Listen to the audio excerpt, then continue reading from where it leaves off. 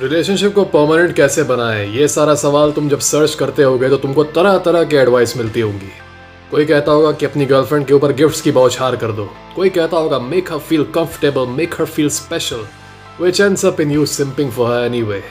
कोई कहता होगा कि महीने में कम से कम 20,000 तो उसके ऊपर खर्च करो ही, तभी she will feel special and she will be with you.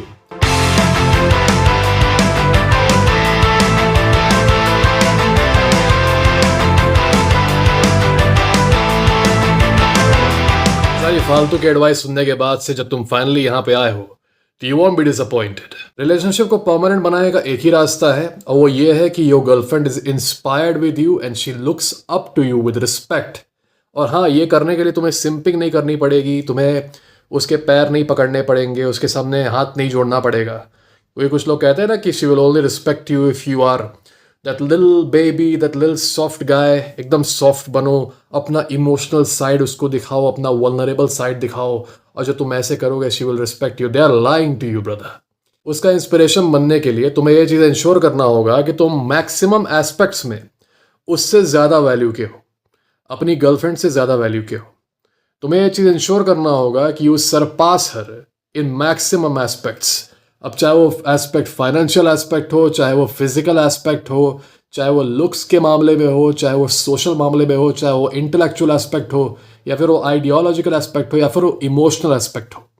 You have to surpass her in most of the aspects. तभी वो तुम्हारी रिस्पेक्ट करेगी और तभी वो तुमसे इंस्पायर होगी, और तभी तुम हाइपरगामी को रिस्ट्रेन रख सकोगे। क्योंकि रिलेशनशिप ब्रेक क्यों होती है, चीटिंग क्यों होती है? In most of the cases the culprit is hypergamy. अब हाइपरगामी के चलते तुम you can not blame women, क्योंकि they can not control it, है ना। This is something which is inbuilt, so you can not really blame them for experiencing it. Even if they don't want to, they will still experience it when the conditions are right. तो अगर ऐसी condition बना दोगे जहाँ पे हाइपरगामी action में आ जाती है, तो फिर तुम रोक नहीं पाओगे उसे, and it will do it's action और तुम्हारा ब्रेकअप हो। अगर तुम्हें अपना रिलेशनशिप परमानेंट बनाना है तो तुम्हें अपनी गर्लफ्रेंड से रिस्पेक्ट पानी होगी, उसका इंस्पिरेशन बन के।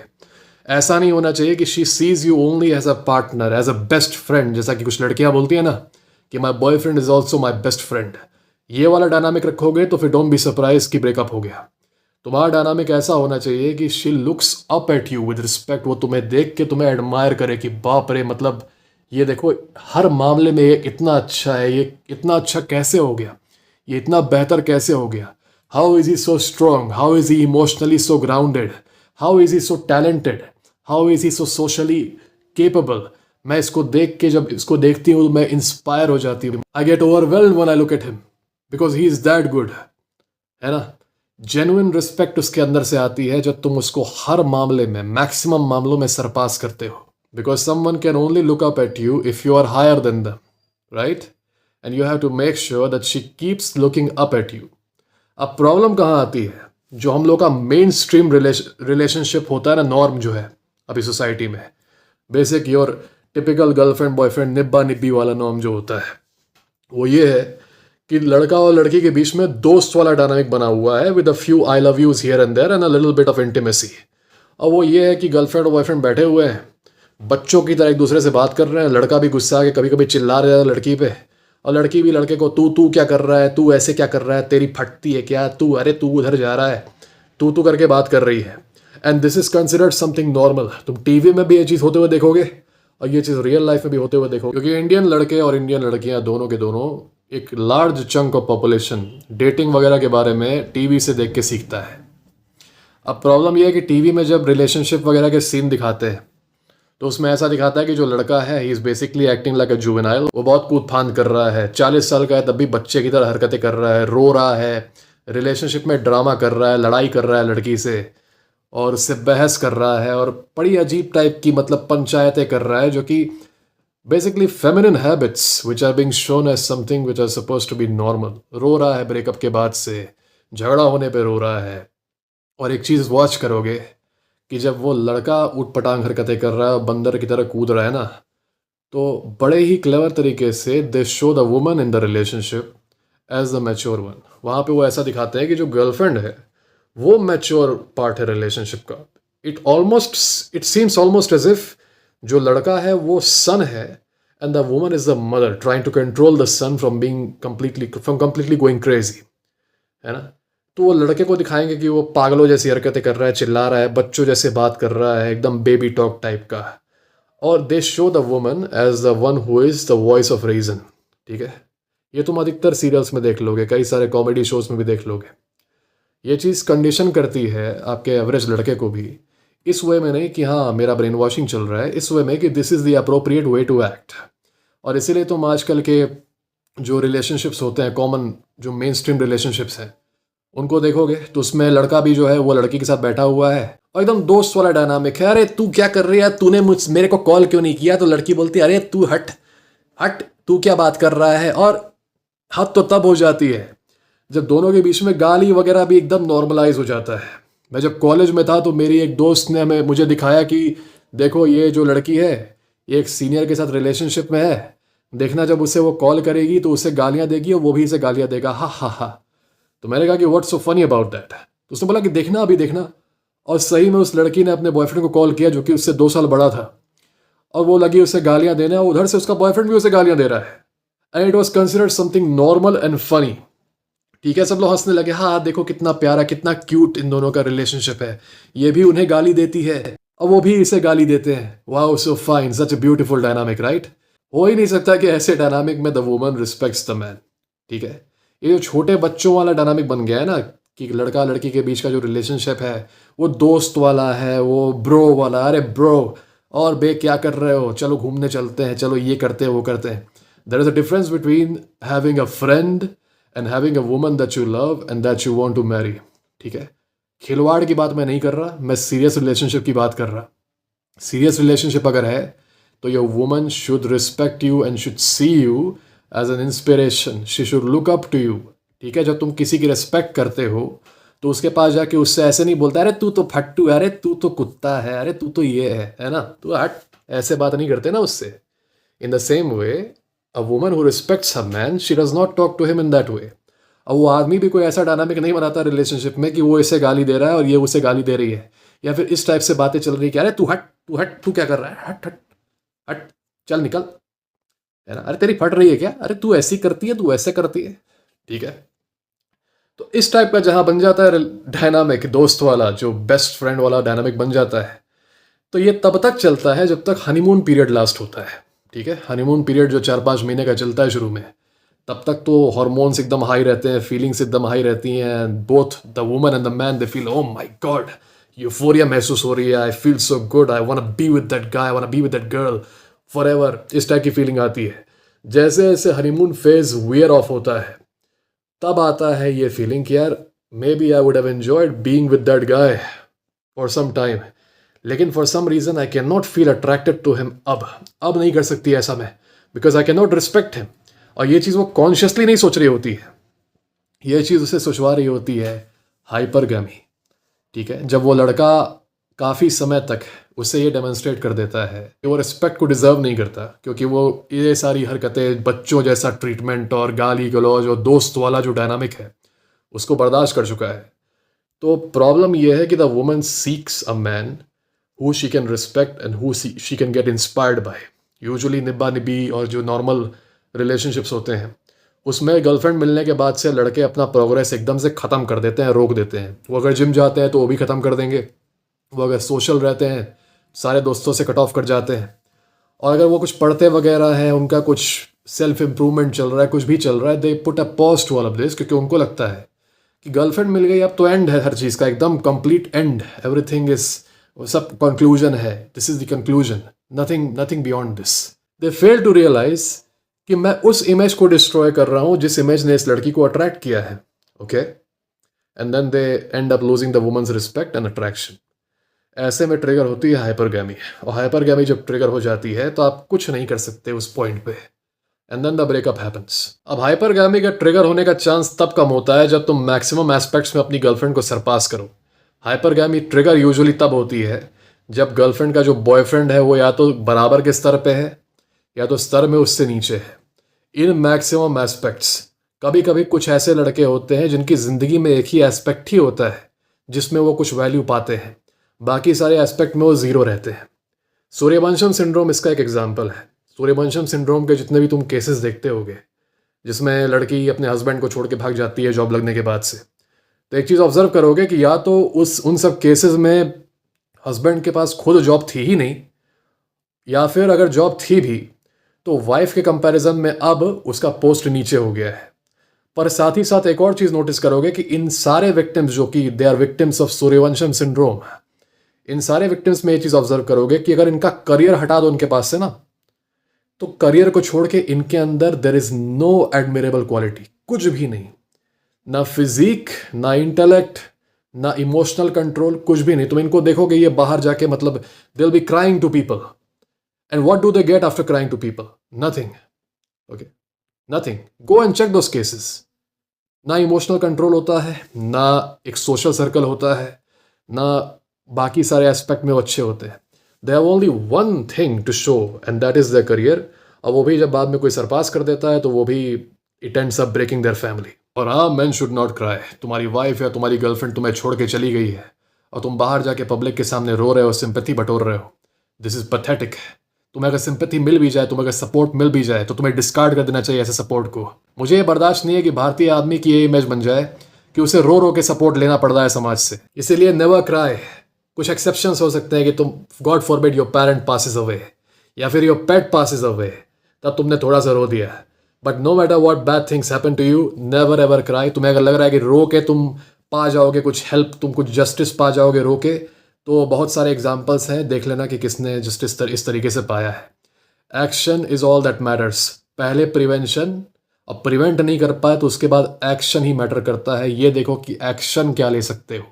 अब बात करते हैं कि कैसा होना चाहिए डायनामिक इन डिटेल, क्योंकि मैंने शुरू में कहा था कि she should respect you and she should be inspired by you.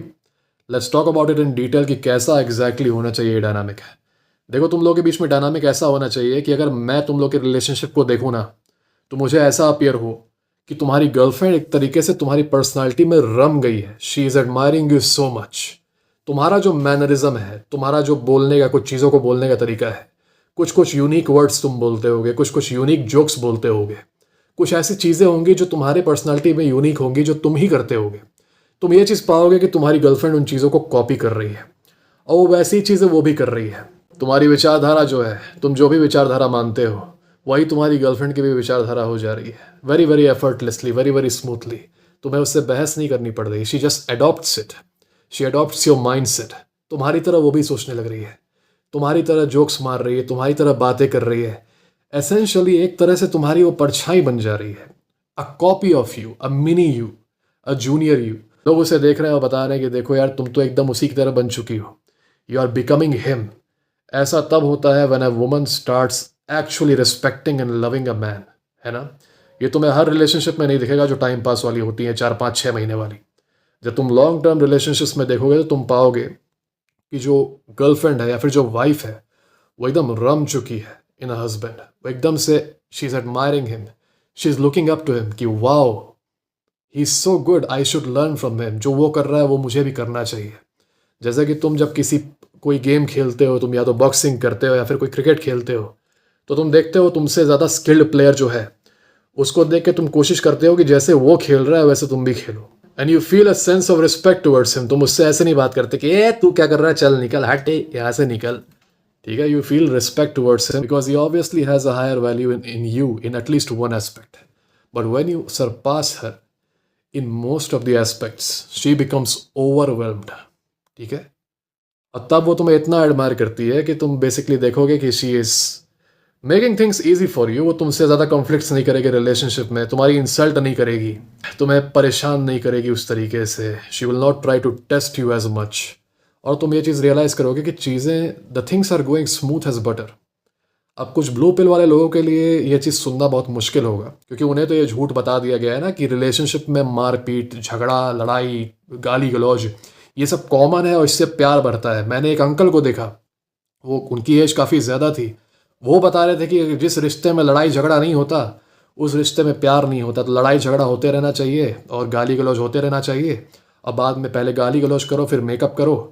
ठीक है, तो ये सब मिथ है। जब तुम अच्छे रिलेशनशिप में आ जाओगे तो तुम देखोगे कि you do not have to deal with test as much, you do not have to deal with games as much.